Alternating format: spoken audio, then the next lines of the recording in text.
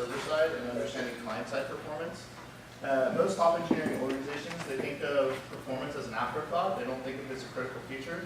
And hopefully after this talk, you'll understand why performance matters and why you should be testing it and making it part of the software development lifecycle. So first, my name is Dustin Whittle. You can find out more about me at dustinwhittle.com, or you can follow me on Twitter. I've worked on a variety of different performance projects in the past. I joined Yahoo in 2006, helped rebuild Delicious, Yahoo Answers, and a bunch of other properties. I used to do performance consulting through a company called Sensio Labs, and most recently, I'm a developer evangelist at a company called AppDynamics that focuses on application performance. So we help enterprises scale their applications and manage monitoring production. But I always like to start this talk with why does performance matter from a business perspective. The reality is that all the top engineering companies in the world treat performance as a feature. It's because they realize it has a direct impact on their business's bottom line and ultimately just the revenue.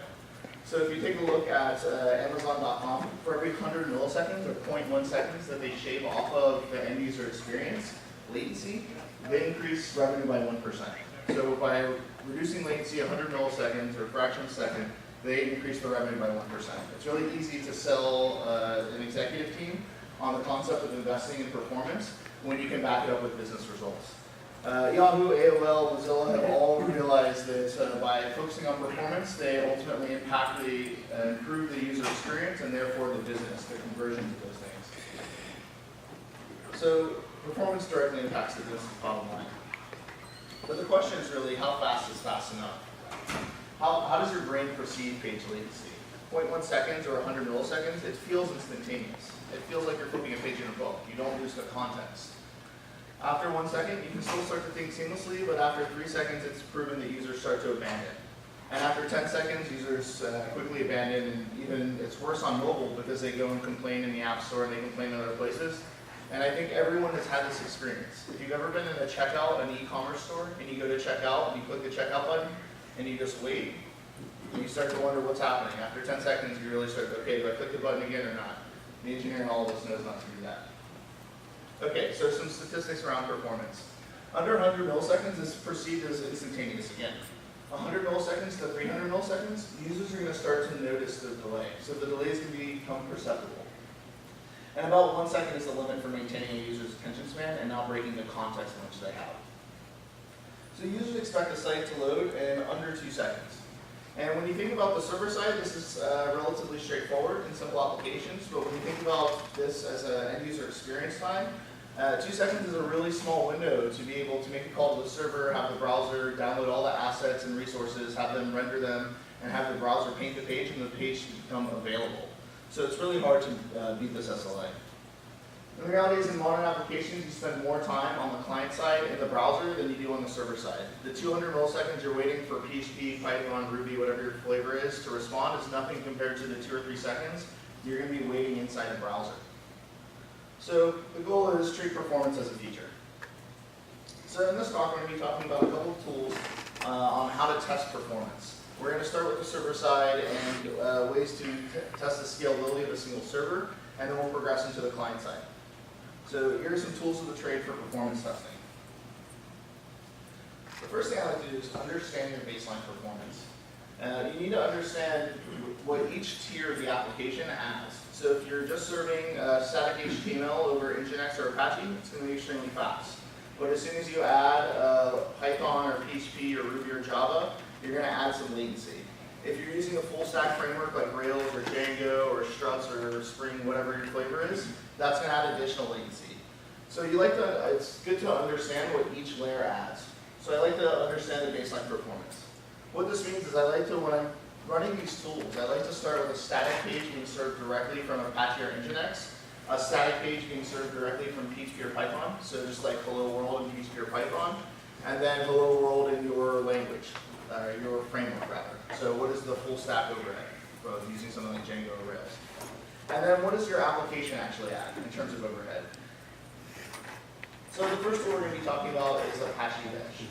Apache Bench, if you've ever installed Apache with apt-get install Apache, Apache 2, you have access to the Apache Bench command. It's available on every platform. So if you just want a quick and easy way to load test your servers, this is a great way to do that. So Apache Bench is quite simple. Apache Bench is just an AD command. So AD -C is for concurrency, and the T is for the time. So the idea here is I want to test one concurrent HTTP connection for 10 seconds. Now this is obviously not a real use case, but this is a quick way to get a baseline for your server. And what this is going to do is it's going to send as many HTTP connections as we've specified and record the average latency for each one. Okay, so if I run this, it'll take 10 seconds, and it'll test this application, and it'll spit out this performance summary. What you can see is we have 18 requests a second. It's pretty affordable. But the average latency per request is 53 milliseconds. So we can handle these requests quite fast. Now, in the real world, you have more than one user accessing the site at the same time, so how do you really test concurrency? When it comes to performance testing, generally what you want to do is you want to max out the number of connections that the server can handle, and then you want to max out and balance it against the throughput and the average latency, because you can always get more requests from a server at the expense of additional latency, so they'll just take longer until the machine's maxed out. So when you're doing capacity planning, you're figuring out for launch day how many servers that you need, you really need to test what's the average performance we want for our end users. Again, users will abandon after 2 seconds. So if you think about this in the window, you don't want them to be waiting 1 second on the server side. So 50 milliseconds is ideal.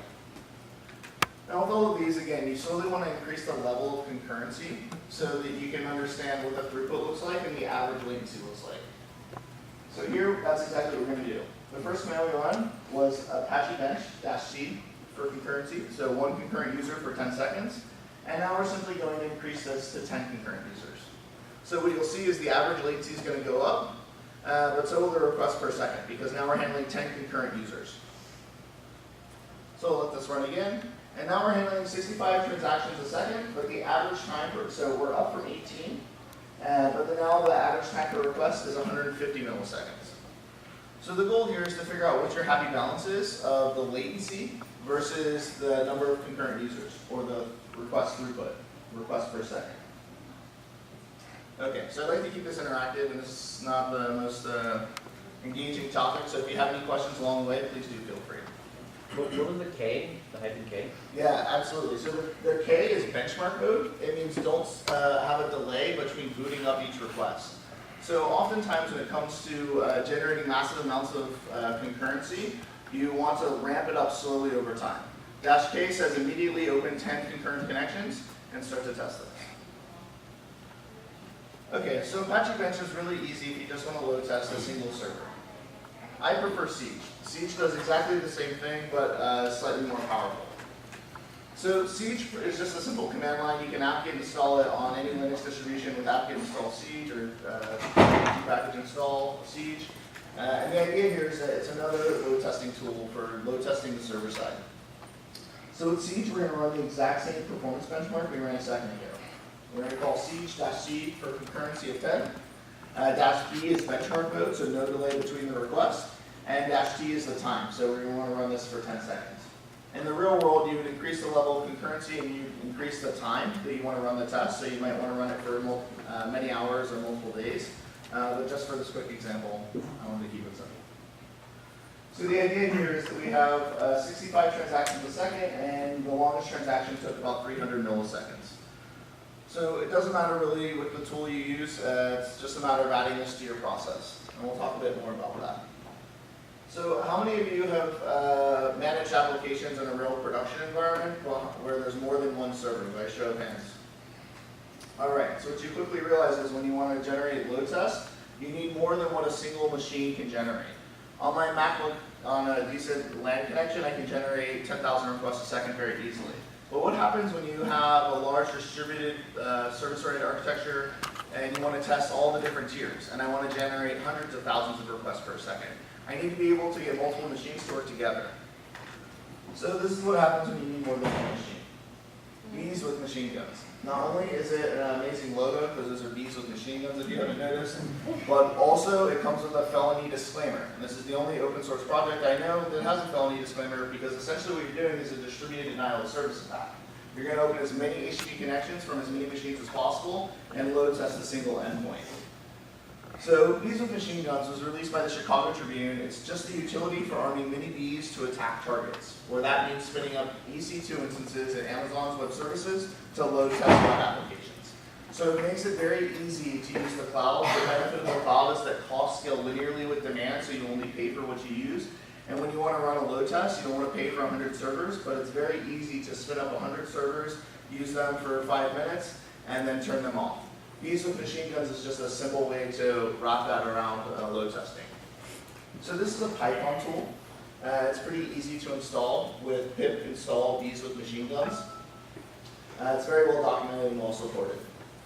So the first thing that you need is an AWS access key and secret. If you're not familiar with Amazon Web Services, you can go to aws.amazon.com/free, and they have a free tier for the first year, which you can use. So you can do this today for zero cost. But once you sign up, the only thing we'll give you is a key and secret, and you just need to configure this, and then you can start to spin up EC2 instances on demand and start to use them to load test your applications. So Bees with Machine Guns really is centered around the Bees command line. The idea here is that I just want to spin up a number of servers and then load test a target or load test an application endpoint. The reality is in the real world, users don't just go to the home page and just refresh the home page a bunch of times. They go to the home page, search for something, add it to a cart, log in or create an account, and then check out. Each one of those different transactions has different performance characteristics. So when you're talking about load testing applications, you really need to understand the performance characteristics of your most common transactions in your user flows. But we'll get into that in just a second. With Bees with Machine Guns, this looks very complicated, but you can remove everything after bees up -s2.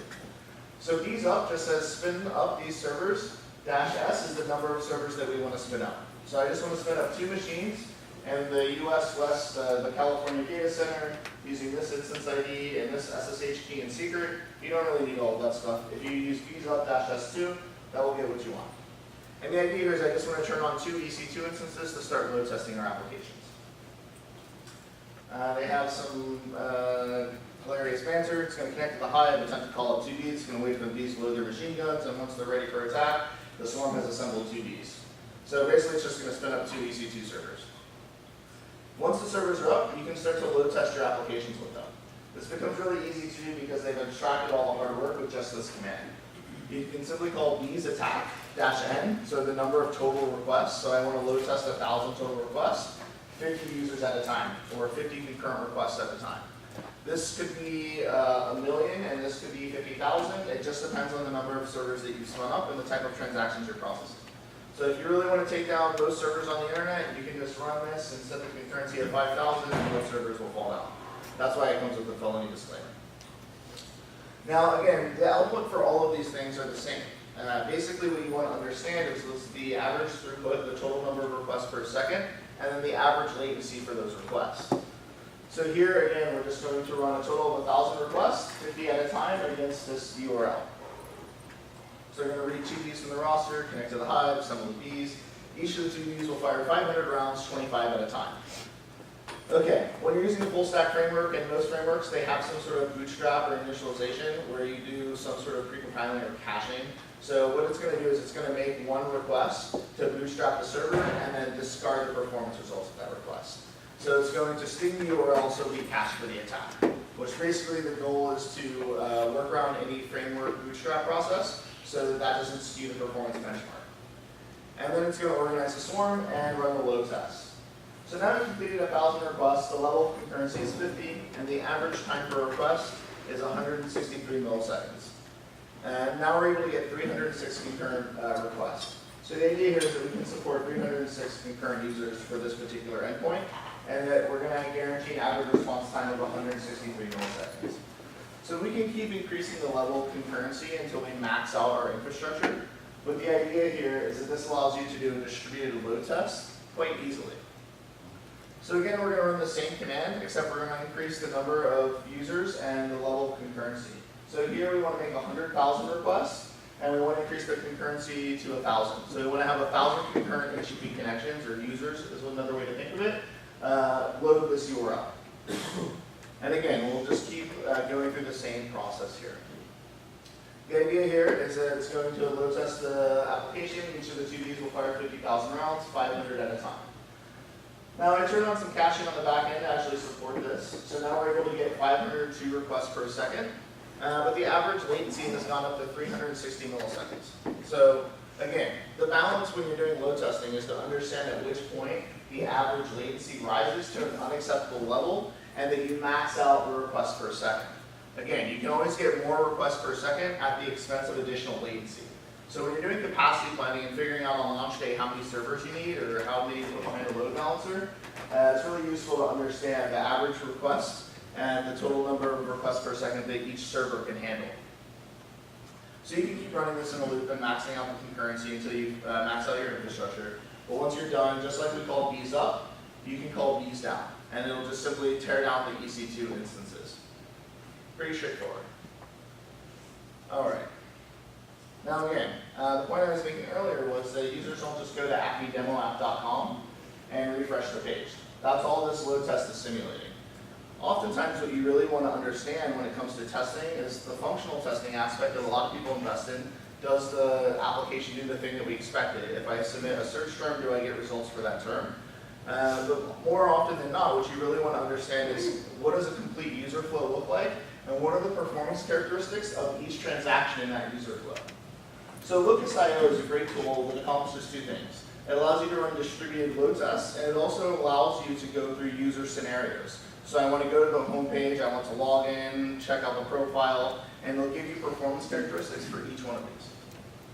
So it's available at github.com/locus.io, and this is actually the website as well. All right, so again, Locus.io is a Python project, so it's very easy to install, just like bees with machine guns. You can simply pip install the Locus.io, and you're ready to go. So Locus.io has a couple of nice features. One, it comes with a really nice API, and I'll walk through this in just a second, but it also comes with a web GUI. So once you write these load tests, you can simply run them again and again from the browser. You don't need to run this from the command line again and again. So let's take a look at a quick example here. So the idea here is we're going to describe a set of behaviors. In this case, we're going to describe a user behavior, where a user will go to the home page, then they're going to log in, and then visit their profile. So this is just a set of tasks in Locus terms, or Locus vernacular. So the idea here is on start, I want to log in. So sometimes you want to go through a process to set up the state, the cookie jar. So I want to log in, make a post request with my credentials, and then I'll get the cookie back, and I want to maintain that for multiple requests. So here you just have on start, where I can call login, and the login is just going to do a post. So the login endpoint would be username and a password. And then the next task that we want to do is fetch the profile and then go back to the home page. So each one of these is a separate transaction, but the aggregate defines a whole user flow. In this case, it's pretty simple. I just want to log in, view my profile, then go back to the home page. But this could be as complex as your application requires. So you can specify some settings around this. One is basically how long you want to wait for each task to complete. So you want to have a maximum threshold and a minimum as well. And the idea here is that once you define your Locus file, you're able to bootstrap an app that looks like this. This comes directly off the Locus.io site. I try to keep it not straightforward to the documentation so it's easy to follow up afterwards.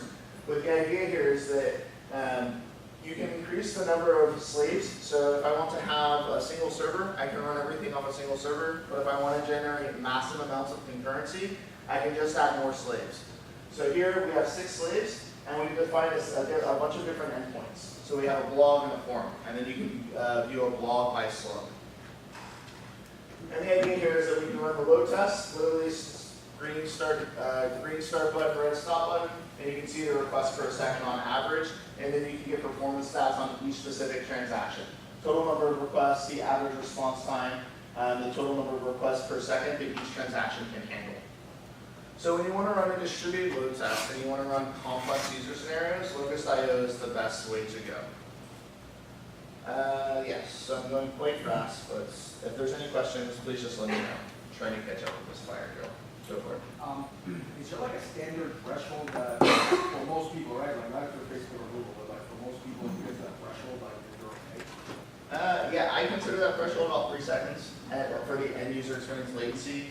Google strives for 500 milliseconds, but that's really not possible. Like everyone has their own performance budgets. It depends on the level of resources. I don't think there's any one standard. I craft mine based on user experience studies that track users' attention spans.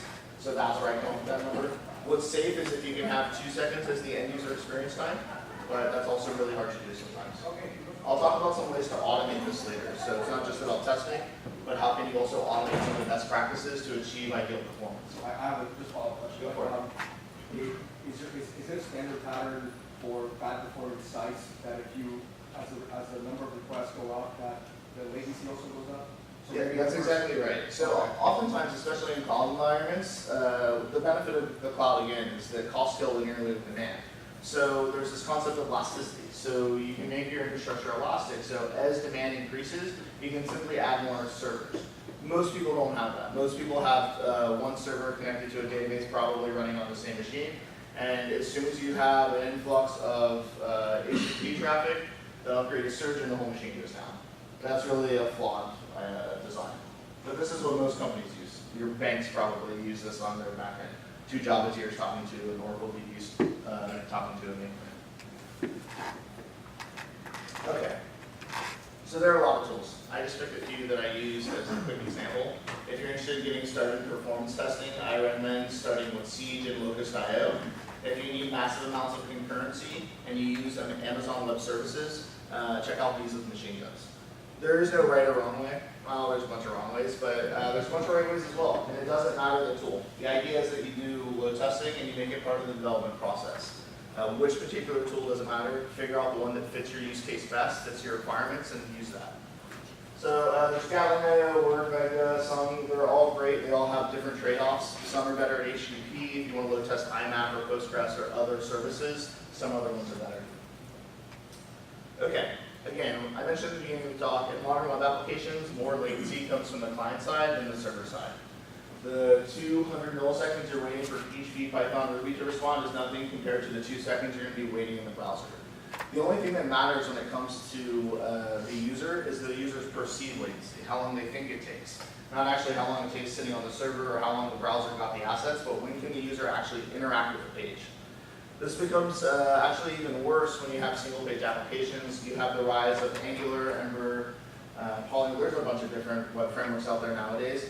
And all of them do more rendering on the client side. So browsers have gotten way better at this, but also you're shipping a lot of the things that the rendering that happened on the server on a shared resource to now being run on every individual's device. This is really hard when you have a massive array of browsers. How do you make sure your Angular 2 app works in IE, H through whatever, Chrome, Opera, etc. Most of those frameworks don't even support old browsers because it's just not worth the hassle.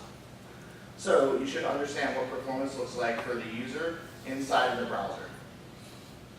So the first set of tools I'm going to be talking about come from Google. Google's invested heavily in performance engineering, so has Netflix and Etsy, and they've released a bunch of performance engineering tools. The first one, and probably the easiest way to get started, is with Google PageSpeed. Google PageSpeed provides insights in how to optimize client-side performance. If you have Chrome, you already have PageSpeed via the web developer toolbar, but it's quite easy. It's available as an API, it's available as a toolbar, and it's available as this web service. So if you go to developer.google.com/PageSpeed, you'll get a UI that looks like this. And the idea here is that you can type in your domain into this, or any URL into this form, and it'll run a test to tell you how you can improve client-side performance. So a lot of common best practices are to minify JavaScript, minify CSS, put the CSS in the head of the document, defer JavaScript loading to the end of the document, and defer JavaScript loading as much as possible. You should leverage browser caching, so you should use far futures expires headers for all your CSS, JavaScript, images, etc. But the idea is, how do you understand what impact that has inside the browser, and how do you understand the user's user's perceived performance. So this will give you best practices, but this won't tell you how fast your site's loading.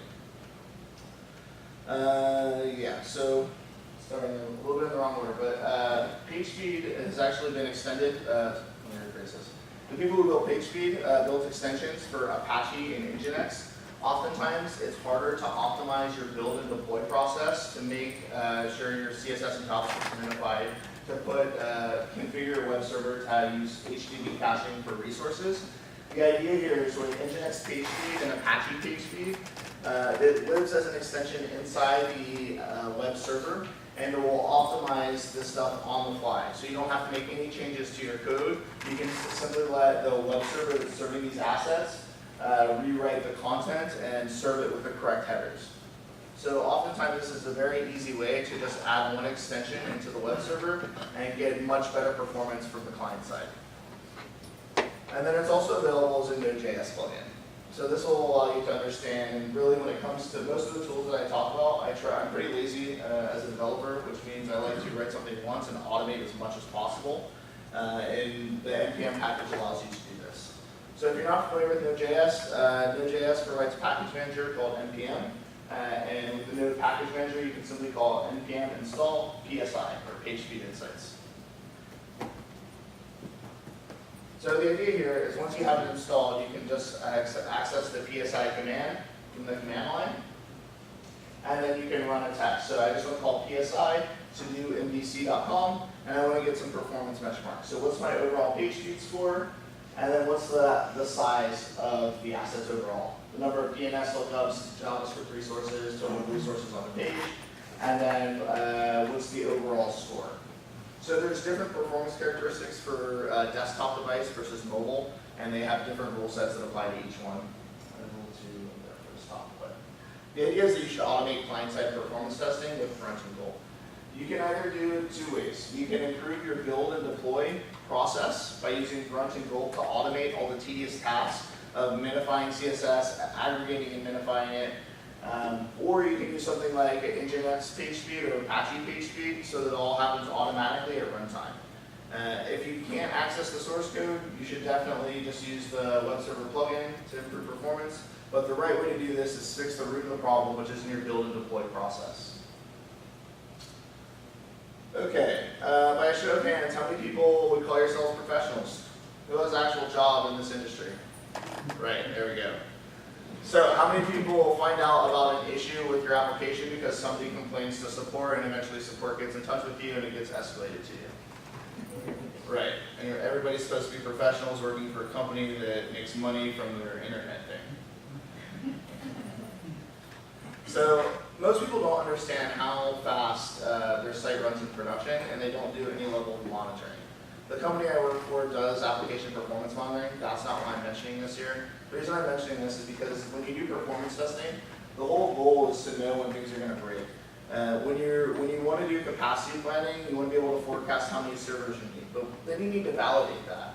And then you need to see what happens when you cross that threshold, what breaks. When you run a performance test, the goal is to break things and to see how resilient your application, your infrastructure is.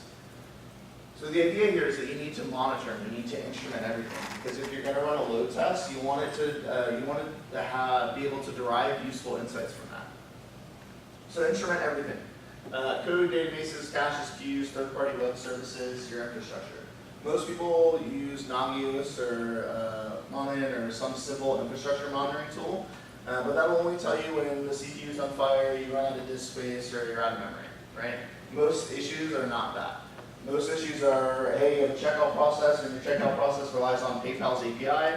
What happens when you have 10,000 users trying to process an order and you get rate limited by PayPal's API? Or what happens when your queue's back up and you try to process 10,000 orders out of a queue and they just sit there? So you really need to start to instrument this. So again, when you're running through real user scenarios and you're doing it at massive levels of concurrency, you can start to find out what breaks. Do things pile up in the queue? Do third-party services fail? Do you get rate limited? What actually breaks? Because that's the goal of performance testing. There's no shortage of open source tools that accomplish this. They all have their specialties. There's network monitoring, application monitoring, infrastructure monitoring, etc. Pick whatever set of tools works for you. But the goal is that you should be tracking performance in development and production. And you should be also running performance tests and development and production. Most companies don't do this at all.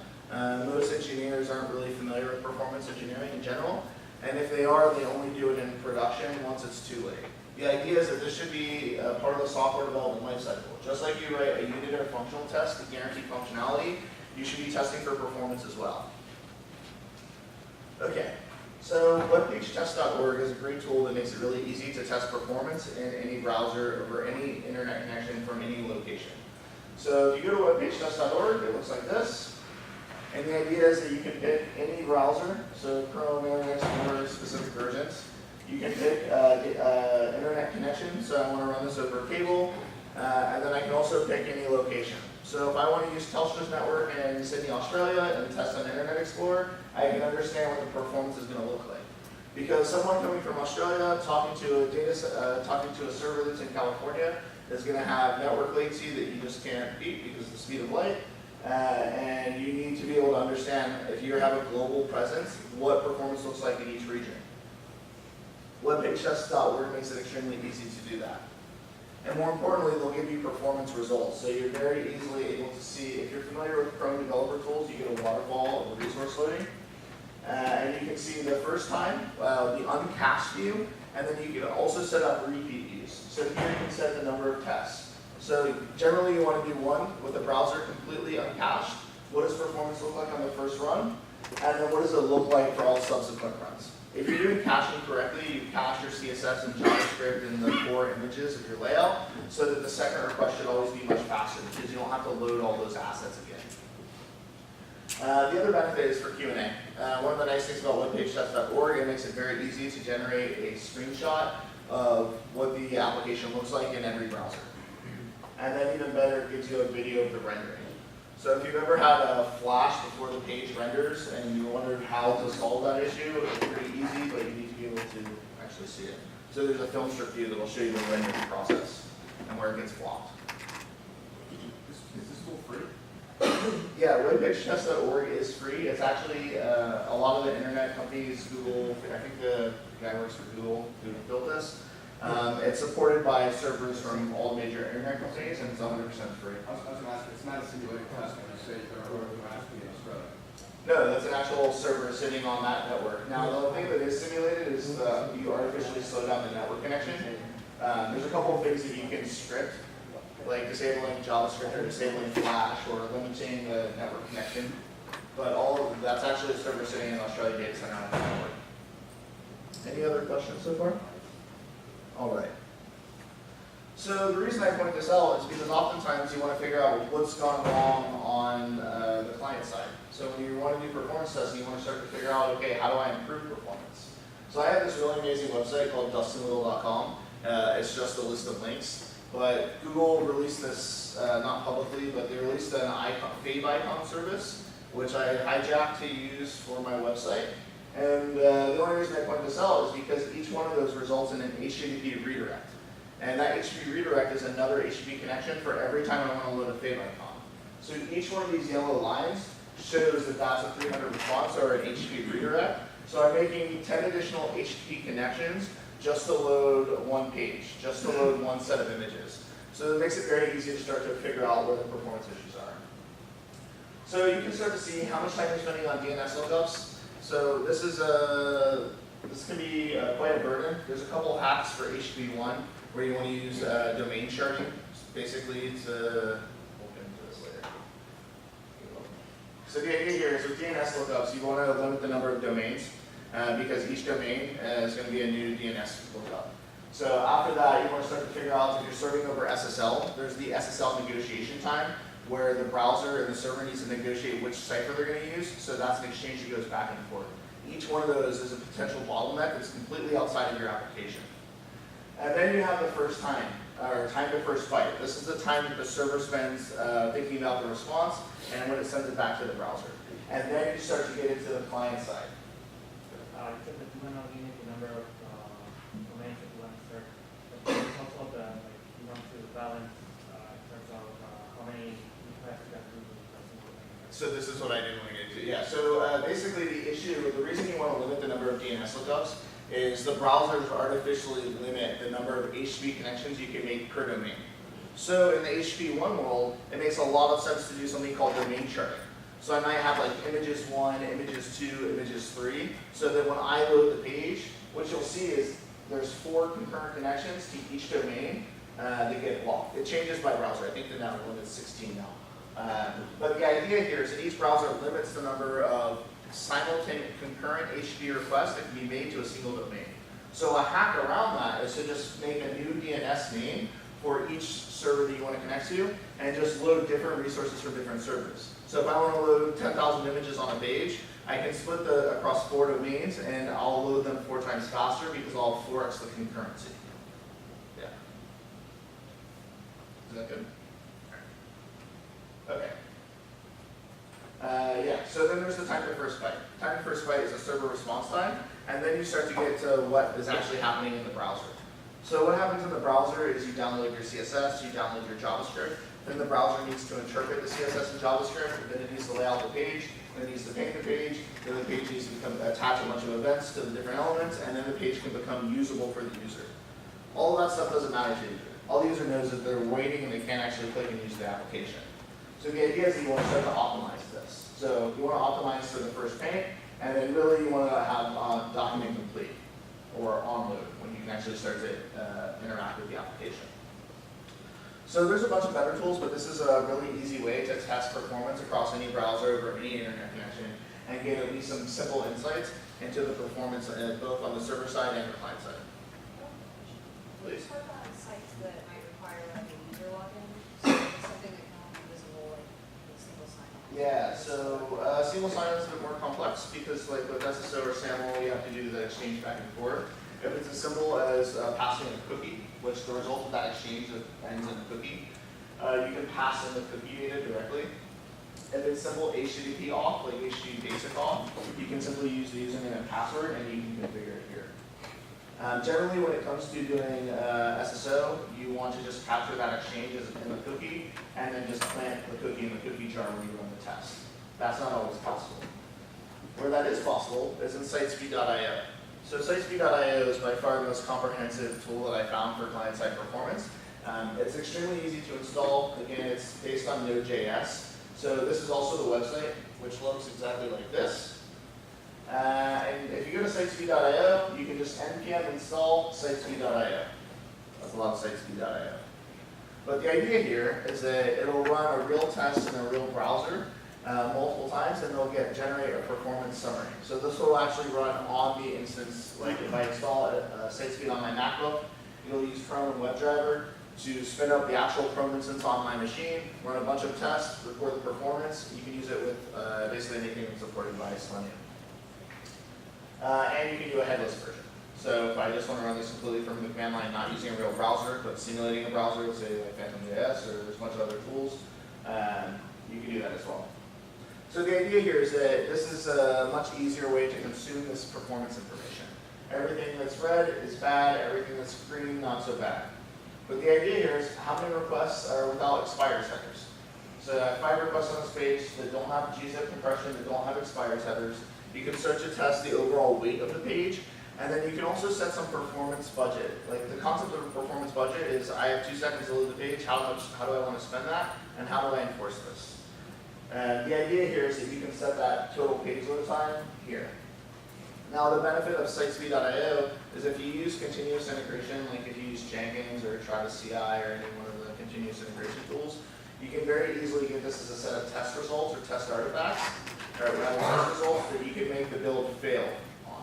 So the idea here is if I ever have any requests that don't have gzip compression, or if I ever have more than 10 DNS lookups, or the overall time for the page is over 3 seconds, between now and the last build, I want to fail that build, because I want somebody to go back and take a look at the performance regression. Yeah. So the idea here is there's a couple more, there's a bunch of different stats that you can use. So common ones, especially in the mobile world, are scaling images in the browser. So if you have a really large image, you should actually just resize the image on the server side and serve a smaller version, not just set the size dimensions differently in the browser. There's DNS lookups, the number of CSS files per page, the number of raw images per page, et cetera, et cetera.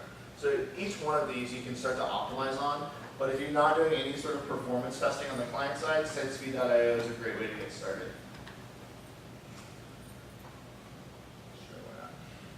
Yeah, so the company I work for is AppDynamics.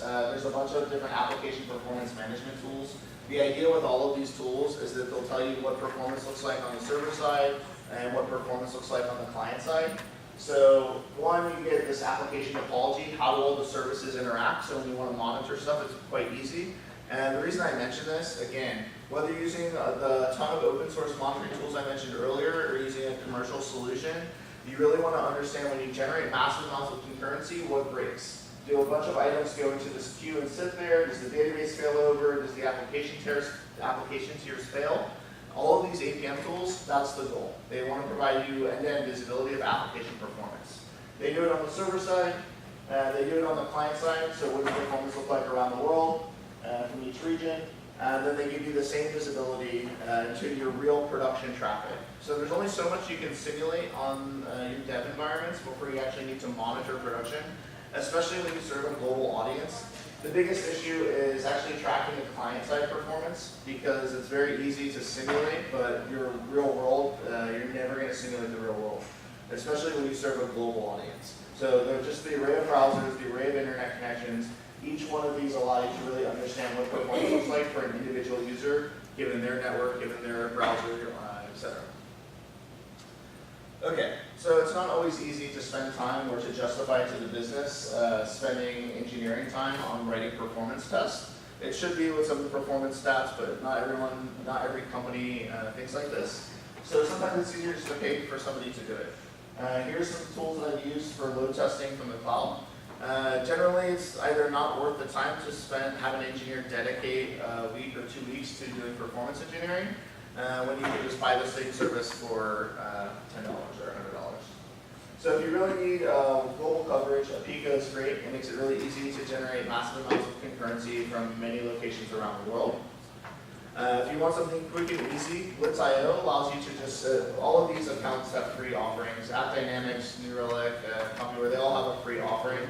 So if you just want to run this on a single site, it's pretty easy. Blitz.io is great for single transactions if you want up to like 50,000 users.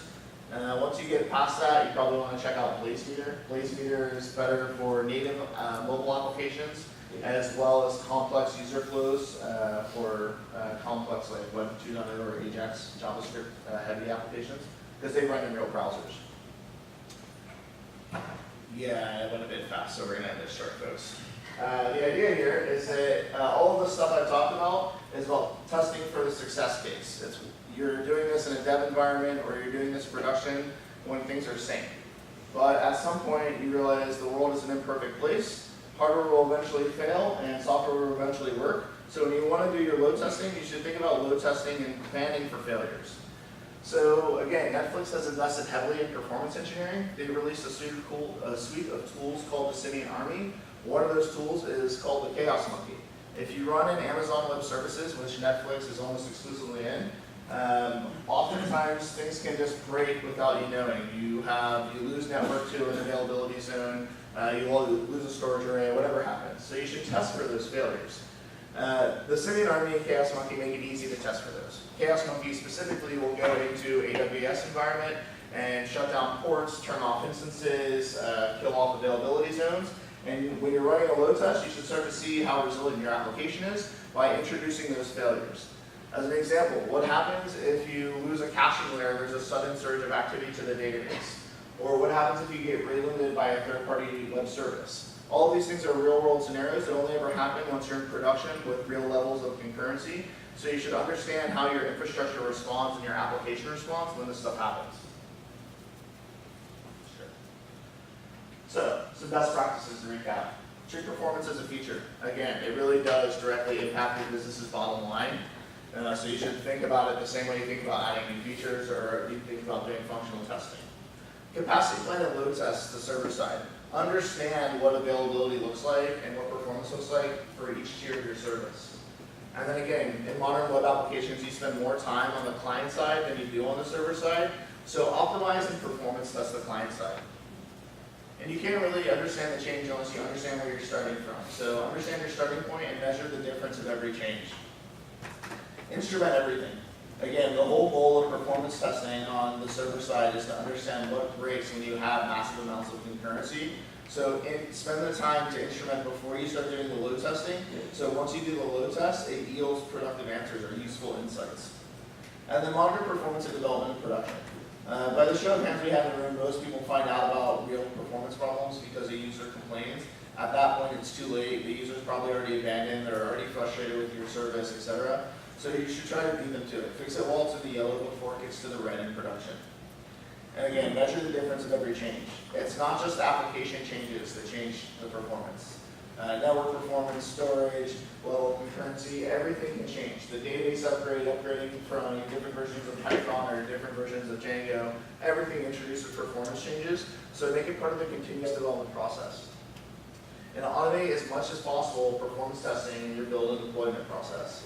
I sort of glazed over Grunt and Gulp, but Gulp and Grunt are basically Node.js package and task runners. Most people use them for building and deploying their projects. If you use one of these tools to automate building your project and deploying it, it's very easy to automate performance testing. And then understand how failures impact performance. Again, it's an imperfect world, at some point things will break, so you might as well plan for it. If you're going to invest the time to do performance engineering and invest in understanding performance, you should really understand how failures will impact that. Because usually things go wrong all at the same time, not just one at a time. Okay, so a lot of this talk, I skipped over some of the best practices, but the idea is that in HTTP 1 world, there's a lot of hacks around the protocol because those are the only way to get better performance. But Google, Facebook, primarily Google has invested heavily in HTTP 2 or previously CD, a bunch of different things. But the idea here is it rethinks the entire protocol and how you do transport. One of the biggest issues is the lack of multiplexing in HTTP. So I can only make a single request to a server, or I can only ask for one resource. HTTP fixes this. HTTP eliminates a lot of the need for the performance hacks that we had in the past. So today's best practices are tomorrow's anti-patterns. The concept of domain sharding, concatenating and minifying assets, unspriting images, all of these things change in the HTTP 2 world. So you should understand how the protocols evolve over time and how that impacts how you should build and deploy your applications. There's a great book by Ilya Grigoruk on high-performance browser networking. It's available for free at this URL. If you're interested in this sort of stuff, please do take a look. Okay, integrate automated performance tests. Yes. What's the status on HTTP? It's official, it's a certified standard, it's widely deployed by Cloudflare, Google, Facebook, a lot of Twitter, I think, is still using it now. It will slowly evolve. It'll take a long time, like any protocol, for the previous one to be deprecated, but this is it's used in the real world. You can get performance improvements today. All of the stable version of Chrome supports HTTP 2 by default. So if you go to google.com today and the latest stable version of Chrome, it's talking to it via HTTP 2. Nginx supports HTTP 2 as part of the latest release, and then so do I believe Apache in the dev channel, or the latest beta. So if you like google.com right now and you monitor the network on the network tab, like you should see that HTTP 2 header. Well, what you'll see is the same transactions you have, but the actual underlying transport layer is HTTP 2. So the requests, the HTTP spec and the HTTP request and response flow is the same. What changes is the underlying transport layer. No, right, but I mean, But yeah, in the network request tab, you'll see it exactly. like the top header when you say HTTP 2 like on the HTTP message is what I'm asking. It should, but I don't know. I do this all the time for my students. They still, but their website still sprites images. They still like do all the anti-pattern stuff. Yeah. And most people will. I mean, this has been the best practice that everyone's been preaching for a long time. I just don't know if it's at the top of the network now. Oh, okay. But I believe it. I think it is. Yeah. Any other questions so far? All right. So, yeah, integrate performance testing into your continuous integration environment for both the server side and the client side. Understand the performance implications of every deployment and package upgrade, and monitor the end user experience from end to end in production. Also in development, but you should at least not let the users complain to you and know about things before they fail catastrophically. So I'll post all these slides at speakerdeck.com. I went a little under on time, so feel free to ask me questions, and I'm happy to stick around for the rest of the day and help. So if you go to speakerdeck.com/Dustin Whittle, you can see all the slides. In the notes for all the slides, I have like practical how to actually do everything that I glossed over at a high level here. So it's a much better format for doing it on your own. And that is all I have for you. Questions? Not everyone ask all at once. All right, well, I got a question. So my question is more about the changing the processes. With this and things like security, hard for companies to change their workflow of their database. Yes. So how would you recommend going about it? Would you say like maybe pace yourself maybe after like a month or so, start with that and then go every week, or how would you do that? Yeah, so definitely pace yourself. There's only so much that you can change. And also there's only so much you can measure. If you change 20 things at once, you don't really know what's actually causing the change. But then too, whenever I think about justifying performance from a business perspective, you usually have to go and say, okay, we want to have these resources not work on new features that you want, that you've been waiting for. I want to go do all the stuff that is behind the scenes that nobody can see the visual piece of. That's a hard sell to an executive team. It's about value. Even to an What's engineering your minimum manager. value? Right, but ultimately, it's about quantifying the value of that, right? So it's framing it around the business impact. So maybe it's a call center, and by reducing the time it takes to search for a customer's account, you now reduce hold times for the call center by X%, or e-commerce, or there's a bunch of different use cases. I always try to frame the performance investment around the actual business impact. This is the most successful that you will be.